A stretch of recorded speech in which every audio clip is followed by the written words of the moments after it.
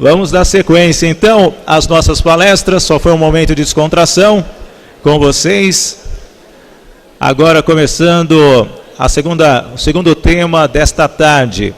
Quanto mais opiniões diferentes, melhor. Essa é a máxima que norteia esse congresso. Diversidade de ideias e respeito aos que pensam de forma diferente. É isso que buscamos. O segundo Congresso Brasileiro de Medicina do Trabalho e Perícias Médicas inicia agora a mesa. Inserir resultados de exames no e-social. Quebra de sigilo ou dever legal? Quais as vantagens e desvantagens desta inserção?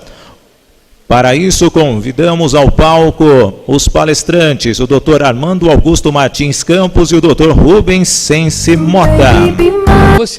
O e-social está montado em 3 coisas: arrecadação, atendimento à legislação e a palavra risco. A palavra risco é o norte do e-social. Então, por exemplo, todos esses documentos que a gente produz, PPRA, PCMSO, eles têm que ter um controle ativo e um reativo. O pessoal da segurança do trabalho tem que informar ao médico qual é o risco novo que está surgindo, e o médico ele tem que ser o controle reativo do PPRA para dizer, ó, chegou um soldador aqui com como é o nome daquela doença no olho? Ah, você já teve? Não. Conjuntivite. Opa. Sopraram aqui o texto. São conjuntivite. Aí, ó, tem um soldador com conjuntivite. Conjuntivite, vamos ver se isso do que provém. Bom, o e-social, ele vai mudando as coisas, né? Vocês precisam acompanhar a evolução dos fatos. E aí, eu coloquei 2 coisas, uma apresentação do e-social de abril e uma de novembro. Em abril, o e-social, o comitê gestor, né, que é a Caixa Econômica, a Receita Federal, o Ministério do Trabalho, da Previdência e o INSS, eles diziam que não iam mexer na legislação, o e-social não ia criar nenhuma legislação própria. E aí, quando você pega uma apresentação de novembro, eu entrei no site, a apresentação de novembro já morreu esse assunto. Então, o que acontece? Por exemplo, quando eu abro o CAT hoje, e tem afastamento, eu sou obrigado a ir em 2 eventos. Eu tenho que emitir a CAT e o afastamento temporário. No monitoramento à saúde do trabalhador, que é o 2220, o e-social traz que contexto? Ele traz o contexto só do exame periódico, retorno ao trabalho, mudança de função, e essa medição pontual, que já foi discutida aqui pelos colegas. E aí eu vou dizer apto ou inapto. Até achei interessante essa plenária que teve antes da gente, em função de ASO com restrição e tal, ele vai te pedir um ASO apto ou inapto. E aí, pessoal, como é que eu faço isso? Por que o Armando está falando tanto em resgatar uma década? É porque eu não sei como é que se fecha a LTCAT, como é que se fecha esses programas de gestão, sem saber se existe, só pelo relatório anual do PCMSO, como é que as pessoas sabem? Como é que esses engenheiros técnicos fazem isso? Não sei. Eu quando faço meus LTCAT, eu quero saber qual foi a vigilância médica que foi submetida, quais foram os exames que foram feitos nesse trabalhador, pelo menos para ter uma visão de que o monitoramento existe. Né? Se você pegar qualquer manual da AIA, está lá isso, transcrito, não tem? E aí, como é que eu digo que é eficaz ou não? Quem é que pode liberar um cara para usar um respirador? Somente uma pessoa, médico do trabalho. E o que a gente vê nas organizações? Todo o técnico, o engenheiro fornecendo respirador. Se o médico disser que ele não pode usar, aí o que acontece? Ninguém migra informação para o médico. Não se diz qual é o respirador, quanto tempo o cara vai usar, que tipo de atividade ele vai exercer. Isso está obrigatório no PPR. A Instrução Normativa número 1, de 94. Tá? Então, eu não sei como é que se fecha documento no Brasil hoje. Em cima disso, então, surge o dilema, né? Inserir dados no e-social. Então vem sigilo e segredo. O sigilo guarda o quê? Guarda o segredo. Segredo tem a ver o quê? Com intimidade. O Sérgio foi perfeito. Eu não preciso falar da hemorroida do cidadão, mas eu posso sim manter a guarda do sigilo sem revelar o segredo e ainda informar de algum aspecto que aquele indivíduo tem uma patologia que não deve sentar. Eu não preciso expor a intimidade do trabalhador.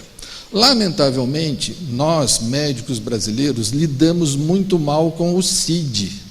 A gente conhece muito pouco tudo que o CID nos faculta utilizar para até apresentar uma hemorroida sem falar hemorroida. E que ninguém vai entender que aquilo que eu estou dizendo é uma hemorroida e, ao mesmo tempo, eu estou dando o informe técnico que eu preciso dar para quem vai saber lidar com esta informação. Isso o médico precisa aprender melhor, lidar com o CID e guardar, sim, o segredo. O sigilo pode ser manuseado, o segredo não. O segredo eu vou guardar. Lícito. Tocando para frente. Então, o artigo 73 do Código de Ética Médica fala que, diante de um dever legal, eu posso quebrar esse sigilo. Aí eu tenho uma lei federal que é superior ao Código de Ética Médica, e quem me ensinou a hierarquia das leis foi o doutor, professor Marcos Mendanha, tá certo?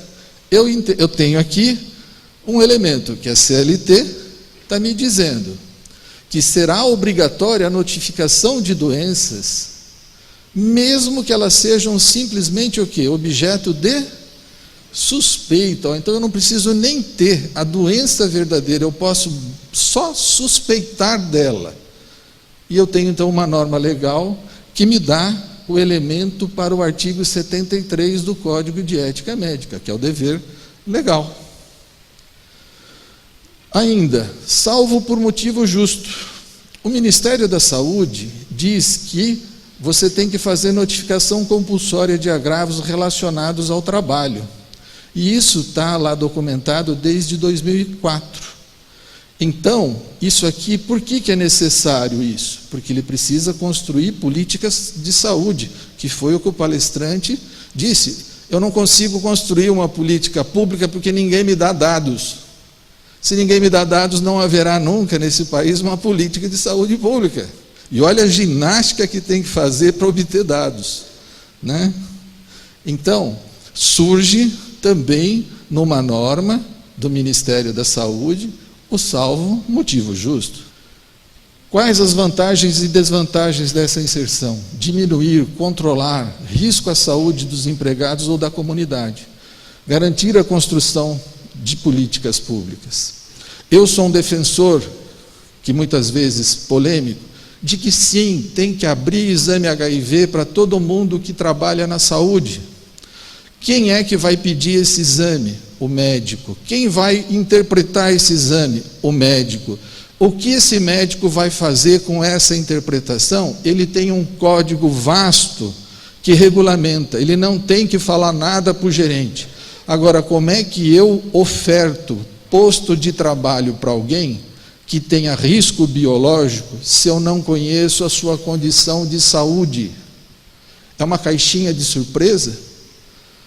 Não é só na questão AIDS, hepatite ou qualquer doença, seja ela qual for. Não se pode imaginar que o médico vá assim, olha, aquele cara que fez o exame médico admissional lá, aquele médico tem HIV positivo.